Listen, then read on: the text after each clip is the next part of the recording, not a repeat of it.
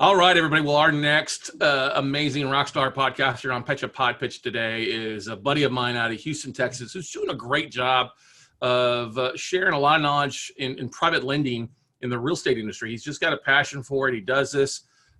Just an absolute great guy. And our buddy Keith Baker started private lending because his last minute travel schedule made it difficult to keep appointments with contractors, phone calls, visiting properties, and managing his property manager as well. He started the Private Lender podcast to share his mistakes in hopes of, one, helping other people, other private lenders avoid doing the same, and two, providing a forum to bring private lenders and borrowers together, and finally, three, increasing awareness of the most passive form of real estate investing there is, private lending. So we're honored to have Keith Baker from the Private Lending Podcast join us, a fellow Texonian as well out there, man. How's it going? Hey, man. Thanks for I tell people I'm living the dream, man. It's life is good, and yeah, it's winter here in Texas, so everyone else in the country can laugh. We call it sub 70 degrees, but you know, it's why we live here. You know, we forget about August, but yeah, no, exactly. But do you have your swamp boat ready to go there in Houston because it floods there all the time versus everywhere else? We do, yeah. So, well, I don't, but I have friends. I'm not lying. A friend of mine works for a pharmaceutical company, and the last time we had a heavy rain, he comes in this like military vehicle, and I'm like, "What do you?" He's like, "Hey, you want to put the kids on? We're gonna go around the block." I'm like, "What the hell is that?"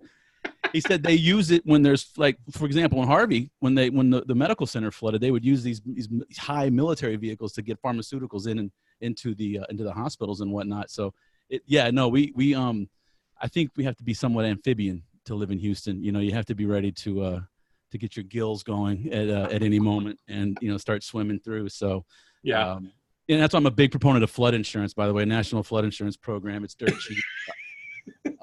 I highly recommend it. Yeah, hey, exactly. You can see my Ralphie too. Okay, good. Yeah, this is the bunny suit Ralphie from A Christmas Story. He's my little tchotchke on my mic stand here. Very nice there. So you've been podcasting what 2 years now? 2 years now. Just crested 2 years. About to do 100 episodes. I had to take a bit of a hiatus. Had some some family dynamic shifts and whatnot, divorce, and so yeah, I lost 120 pounds the quick way. Overnight. I love that. Same here, man. Well, you got your starter wife out of the way now. There you go. There you go. So took a bit of a hiatus. Also, I kissed my W-2 goodbye, and I'm still doing the same thing. I still love my insurance adjusting, but I kind of burned the boats and went on. I'm a 1099, eat what you kill now, and it's a whole different world. And I love it. And it also, I'm working from home. And so the home studio here for the Private Lender Podcast has just been integrated into the insurance world. So I'll rip these down and put logos up for, whatever company I need to put up when I do my web calls. But yeah, no, it's, I've been doing it for about 2 years, and I took I started it because I got stagnant at work. I needed to do something else. And I started reading just anything I could on, the new world of business, and I quickly settled on, I'm just going to do a podcast for 2 or 3 years and just budget for it. It's not going to make a dime, and if I'm still there at the end of those 2 or 3 years, then I'll push ahead. And so with the hiatus, I've given myself a little bit more time, but I'm back in. I'm rolling into it now, and I'm not gonna lie, I almost gave it up. I was like, man, it's just too much. I got too much on my plate. I'm so glad I didn't give it up, man. Just keep pushing forward and keep trying to help people, stay safe and learn to put the power of banks in their hands or into their retirement accounts. Yeah, I mean, you do a great job with that. For those that aren't in the real estate niche, why don't we talk a little bit about that, kind of what a private lender is? Sure. For those that are listening, and why it's important that you know about this. I will, absolutely. And if those who are watching can see, I keep scratching. I have a mosquito bite on my arm, so it's January something, and I'm getting bit by mosquitoes. But as you said earlier, I loved real estate, but I had a great day job. It paid me more than I deserved, and I got to travel internationally, and made it difficult to be what I call a conventional real estate investor. So I wanted something that I could do from my office, basically, still participate. And so I took a few old 401ks from, being a Gen X. I've got a few old 401ks, combined them together, put them into a self-directed IRA account, and started lending.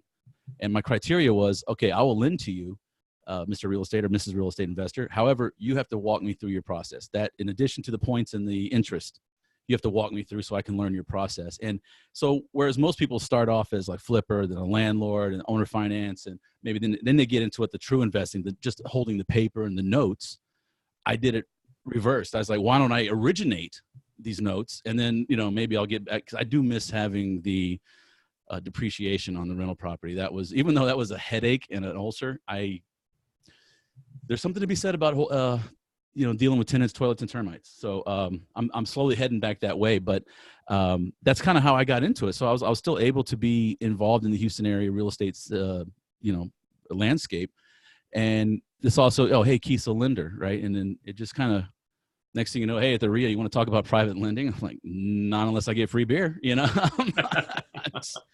And anyway, so it just kind of started to snowball. And then when I mentioned earlier, I kind of went the Gary V route, and just I'm going to eat dirt, I'm going to taste, I'm going to try this, and it's a lot of time, but I love it. It's my creative outlet. This is writing insurance reports on explosions may be considered creative, but it's technical. So this, no one likes to hear my voice more than me. So this, I get in front of my mic and I talk about private lending and my mistakes mostly. I try to help people avoid, like, don't do this. And I did it, and this is what happened. Mm-hmm. Or, hey, I did this and I got lucky and I'll never do it again. Mm-hmm. That kind of thing. And I think the fact that you share so much on there really hits home with your audience. With the listeners, anytime you can be in sharing extra than what the normal people see, the behind the curtain, the underneath, the water, what's really going on, or the questions asked from the station man, it's always much more of a learning curve. And I think listeners really appreciate that with how honest you are. Yeah, no, I thought, I hesitated, but I did a whole episode on how I lost $16,000 by loaning to a friend. It's like, wow. And so what were the lessons I learned from that, and I take the old President George Bush, the second one, fool me once, shame on you. You're not going to fool me again. So that's, it was a great lesson. I was like, man, what's the point of having a podcast if I don't put that vulnerability, and I hate that word vulnerability, but it's a huge mistake that I made, but I put it out there because I've seen other people do it too, or they fall in love with the investor's passion for a project, and they don't do their due diligence. They don't see that it's a train wreck in the numbers, right? Mm-hmm. So that's the goal, and yeah, and I mean, I have, it's on record. I've recorded on some Sunday afternoons during football games with the little ice jingle in the old cup, but it is what it is, man. Well, and as a disgruntled Texans fan that you are. Don't feel bad. Oh, sorry. No. I forgot that. No. So here's the funny thing. My dad was born and raised in Southern Oklahoma, so I was born and raised a Cowboys fan, but I was also raised to support your hometown team. Yeah. So I'm a Texans supporter and fan unless they play the Cowboys. And this is going to hurt, but I'm a Texan. I mean, I'm a native Houstonian. I deserve this. When the Texans went up 24-0 against the Chiefs, I said, wait for it, y'all. Wait for it. I remember what I call the Alamo in Orchard Park, New York, Buffalo, New York, back in the about 94, 93, 95, maybe somewhere in there. I think the Oilers were up 35-3 at halftime and lost the game. And in pure Houston fashion, just watched it happen again. And I really feel bad for the team, because that's just got to be demoralizing. But as a native Houstonian, we're used to it. So let's talk about some, for those on there that are listening that are hitting that pod fade side of things. They're hitting that struggling. Hey, should I start back up an old podcast I've had? You say yes, do it. Keep just grinding through it and make it happen. If you've got to stop for a little while, get things in order, get your house in order, get life back in order, and go, right? Absolutely, yeah. Like there were days when I'm like, I need to record, and I'm like, I just didn't have it in me to script anything out, or even put an outline together of a topic I wanted to talk about. But when I stayed, at least I kept what I did was like kind of best of episodes about every 2 weeks, just to keep it out there, just to keep it going. It wouldn't take long for me to say, hey, this is episode 66, with whatever. And that was it's already done, but at least for those who subscribed, I'm still in their ears. I'm still on the radar. And then, like you said, once I got my house in order, and also the switching of jobs was I was like, I went from having no time to really having no time. So, but it's been great because now I'm focused a little more. I know what I want to get out of the podcast. I know what I want to put into the podcast. Whereas earlier, I think I was just I was tasting everything. I was trying everything just to see where it was. Now I'm coming up on 100 episodes. I'm back, forcing myself through it, pushing through that fade. And, I'm excited again. And I'm also more open to ideas that may or may not, fit within the hardcore, boundaries of real estate or private loans. But go a little further afield as well. So I say, yeah, just don't give up. Don't give up until they evict you. Is what I say. Because I forgot to pay my host, and they did evict me. So I was evicted for 2 hours until my account was reactivated. Well, but I think we've all done that at some point, right? Forget to pay the bill, keep the lights on. At some point, it'll happen, right? Exactly. Yeah. So it was. It's been a blast, and I just if you're coming up on Podfade, you started your podcast for a reason.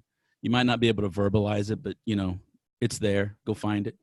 It might not happen overnight, but just don't give up. Just keep whittling away at it, and it'll come.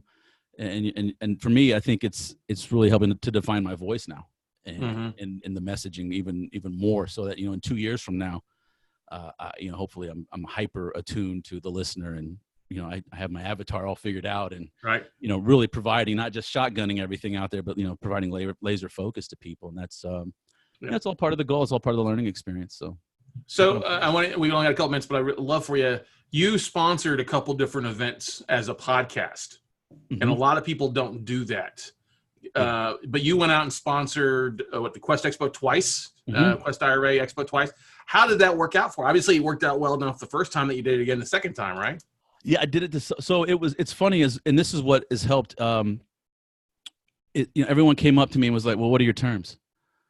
No, I don't. I don't loan to strangers. Sorry, that's the whole point of a private lender, is who you're lending to. And I was so the first one, I got all these names and these email addresses from everyone that signed up, wanted more information, but they didn't want to learn how to be a private lender. They wanted me to give them private lenders. I was like, okay, so that's on me. That's I'm not getting my message out there clear. So the second year came around. Well, then the first one was in Dallas. Second one last year was in Houston, and I couldn't say no. I have to represent. So same thing again. I was able to be on a panel and meet a lot of fund managers for one, but also a lot of people who were coming around to the idea, and and I presented the podcast as, hey, look, this is a third party reference that you can give to somebody if you're trying to cultivate a private lender.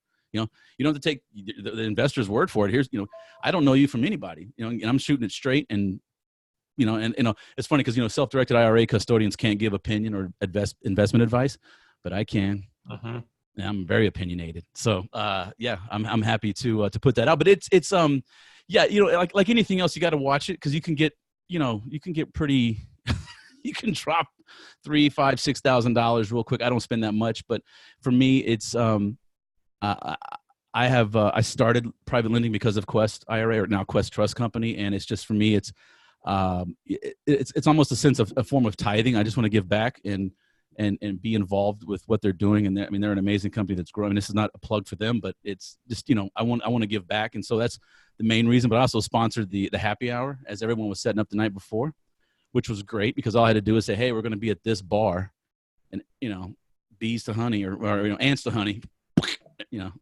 everybody's at the bar in the hotel, and, it was a good time, and you get to meet people and network. And that's, that's what the whole game is about, right? Is real estate's not about property. It's about people. So amen to that, man. Well, what's the best way for people to find out more about your show, tap into you, network with you as well? I'm on IMDb, Brad Pitt, but no, in all seriousness, privatelenderpodcast.com, www.privatelenderpodcast.com. Best way to get a hold of me. And you can email me, connect with me on social, whatever. Occasionally Scott and I have wrestling matches at various events, but we're trying to keep that down. Yeah, exactly. Boom, over the top, baby, over the top. Well, hey, man, thanks for being a big part here, and man, thanks for being honest and sharing. And hey, we all struggle with the peaks and valleys. Yep. And the beautiful thing is that our valleys will soon be higher than our highest peaks ever were years ago, right? No, it's a circle of like Hakuna Matata, right? There you go, brother. Keep plugging away. Thanks, Scott. I appreciate it. Thanks, brother. Bye. All right, that was good.